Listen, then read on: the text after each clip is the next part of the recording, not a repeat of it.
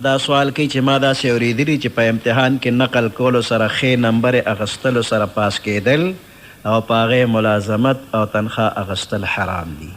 دا صحیح دی او که نه؟ نقل کول جایز نه دي.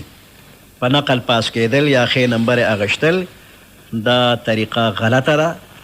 البته د دې سرټیفیکیټ په وجه باندې چې کم ملازمت میلو شي نو بیا اخواته که دا بنده په کومه محکمه کې ملازم شو دی په صحیح طریقه باندې خپله ډیوټي پوره کوي او دنه په ډیوټۍ کې کوتاهي نه کیږي نو د ده تنخواه اخیستل جایز دی.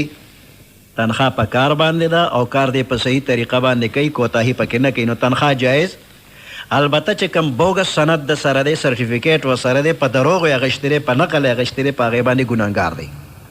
د هغې دی د الله نه معافي وغواړي، توبه دې وباسي چې نه به دی په خپله داسې کوي او نه به بل له داسې ترغیب ورکوي چې نقل وکړه، په دروغو سرټیفیکیټ وغیره واخله.